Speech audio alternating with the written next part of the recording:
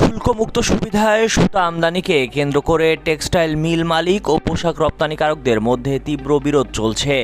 এমন পরিস্থিতিতে Bangladesh textiles mills association BTMA অনির্দিষ্টকালের জন্য মিল বন্ধের ঘোষণা দেওয়ায় আসন্ন জাতীয় নির্বাচনের আগে দেশের তৈরি পোশাক রপ্তানি ব্যাহত হওয়ার আশঙ্কা তৈরি হয়েছে। সরকার দীর্ঘদিন ধরে $23 বিলিয়ন টেক্সটাইল শিল্পকে সুরক্ষা দিতে ব্যর্থ হয়েছে এমন অভিযোগ তুলে আগামী 1 ফেব্রুয়ারি থেকে কারখানা বন্ধের হুমকি দিয়েছেন টেক্সটাইল মিল মালিকরা। বিটিএমএ সভাপতি শওকত আজিজ রাসেল গতকাল আনুষ্ঠানিকভাবে সিদ্ধান্ত ঘোষণা করেন।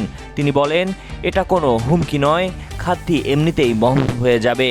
এটি একটি সংকট, একটি জাতীয় সংকট। নীতি নির্ধারণের ধীরগতির সমালোচনা করে তিনি বলেন, ভারত যে কোনো পরিস্থিতিতে কয়েক ঘন্টার মধ্যেই সিদ্ধান্ত নিতে পারে, অথচ বাংলাদেশের সরকার মাসের পর মাসেও তা পারে না।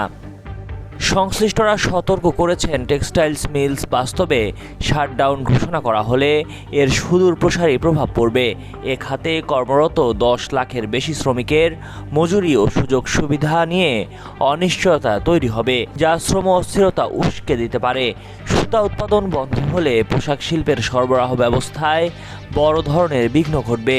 একই সঙ্গে ব্যাংক ঋণ পরিশোধে সমস্যার কারণে ঋণখেলাপি আরও বাড়তে পারে, যা নিয়ে ব্যাংক খাত ইতোমধ্যেই চাপের মধ্যে রয়েছে। বর্তমানে খেলাপি ঋণের হার প্রায় 35% বলে ধারণা করা হচ্ছে। বাংলাদেশ টেক্সটাইলস মিলস খাতে প্রায় 10 লাখ শ্রমিক কাজ করেন। নির্বাচনের ঠিক আগে 1 ফেব্রুয়ারি থেকে এসব কারখানা বন্ধ হলে শ্রমিকদের মজুরি পরিশোধ অনিশ্চিত হয়ে পড়বে, যা ভোটের আগে শ্রম অস্থিরতা তৈরি করতে পারে।